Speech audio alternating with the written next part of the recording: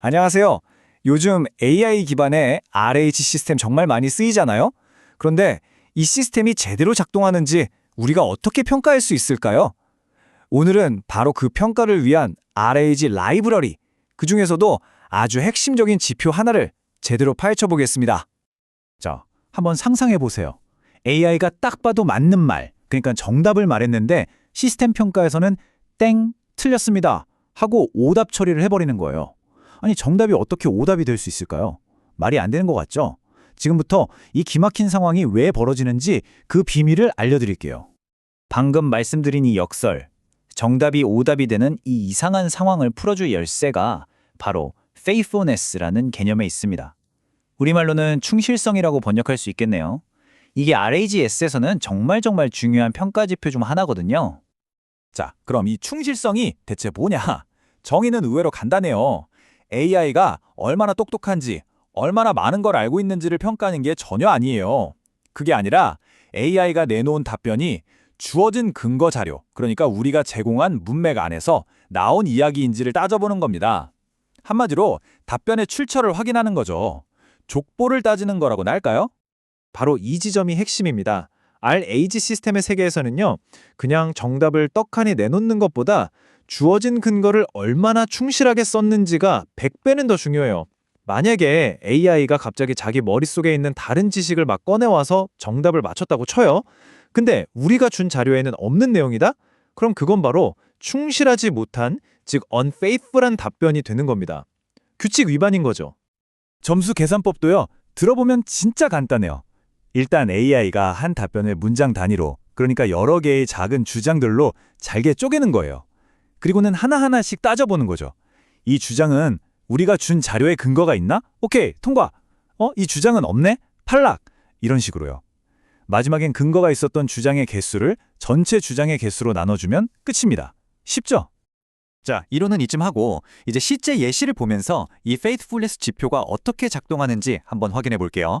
아마 예시를 보시면 아하 하고 바로 감이 오실 거예요. 자, 첫 번째 상황입니다. 질문은 아인슈타인은 언제 어디서 태어났나요? 이고요. 시스템이 참고한 문맥을 보니까 1879년 3월 14일, 그리고 독일 태생이라는 정보가 다 들어있네요. 그리고 AI의 답변을 볼까요? 와, 이 두 정보를 아주 깔끔하게 조합해서 1879년 3월 14일 독일에서 태어났습니다 라고 완벽한 답변을 만들어냈어요. 그럼 우리도 레가스처럼 한번 이 답변을 쪼개볼까요? 두 개의 주장으로 나눌 수 있겠네요. 첫 번째 주장, 아인슈타인은 독일에서 태어났다. 문맥에 독일 태생이라고 써 있으니까 이건 합격. 두 번째 주장, 아인슈타인은 1879년 3월 14일에 태어났다. 이것도 문맥에 그대로 있죠? 이것도 합격. 두 주장 모두 주어진 자료에서 완벽하게 근거를 찾았습니다.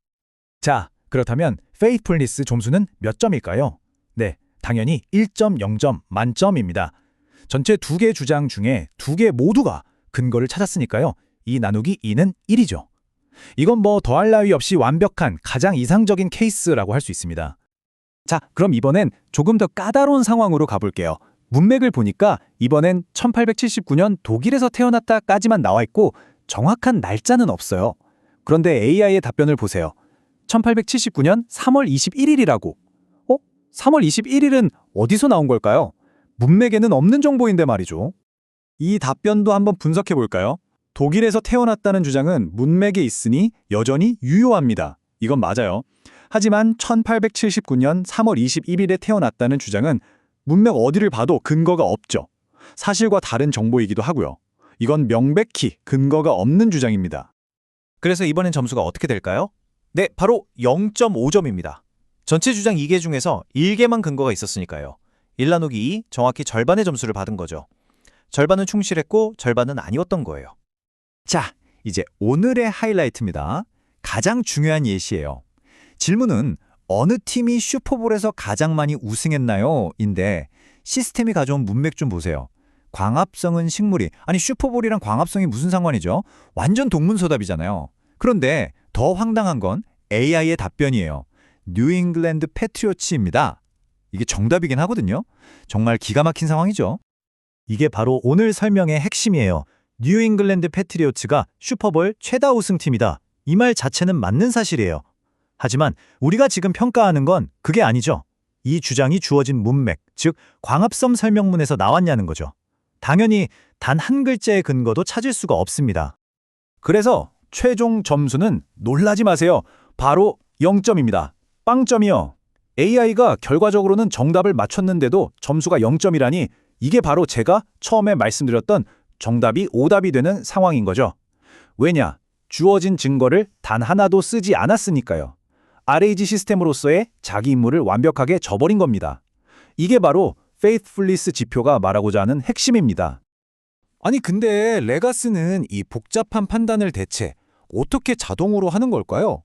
사람이 일일이 보고 점수를 매기는 것도 아닐 텐데요. 그 내부 동작 원리, 그 비밀을 살짝 엿보겠습니다. 이게 무슨 마법처럼 보일 수도 있지만 사실은 아주 체계적인 2단계 과정으로 이루어져 있어요. 재밌는 건 RAGS가 평가를 위해서 GPT 3.5 같은 또 다른 AI를 심판으로 고용한다는 점이에요. 먼저 심판 AI한테 답변을 주면서 이거 검증하기 쉽게 잘게 쪼개봐 라고 시키고요.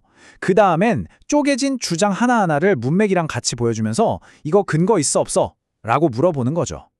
이게 바로 첫 번째 단계, 주장 추출을 할 때 RAGAS가 심판 AI에게 던지는 실제 프롬프트랑 비슷한 내용이에요. 자, 이 답변을 하나 이상의 문장으로 나눠봐. 대명사 같은 애매한 건 쓰지 말고 딱 떨어지는 팩트로만, 그리고 결과는 제이슨으로 정리해서 줘. 라고 아주 구체적으로 지시하는 거죠. 그리고 이건 두 번째 단계인 검증 프롬프트입니다. 앞에서 잘게 쪼갠 주장 하나란 원래 문맥을 같이 딱 보여주는 거예요. 그러면서 묻는 거죠. 이 주장이 이 문맥에서 나온 게 맞아? 맞으면 1, 아니면 0으로 대답해. 이렇게 흑백 논리로 명확하게 판단하게 만드는 겁니다. 아주 깔끔하죠? 자, 지금까지 좀 기술적인 얘기를 해봤는데요. 그럼 도대체 왜 우리가 이 faithfulness라는 지표에 이렇게까지 신경을 써야 하는 걸까요? 그냥 점수 매겨서 순위 나누려는 것 이상의 아주 중요한 의미가 숨어 있습니다. 핵심은 이거예요. faithfulness는 AI가 그냥 아는 거 많다고 뽐내는 척척 박사가 아니라 자기가 한 말에 대해서는 반드시 출처를 대는 책임감 있는 전문가가 되도록 만드는 장치입니다. 우리가 수학 문제 풀 때 답만 쓰면 안 되고 풀이 과정을 써야 하잖아요. 바로 그거랑 똑같은 거예요. AI에게 풀이 과정을 요구함으로써 그 답변의 투명성과 신뢰도를 확보하는 거죠.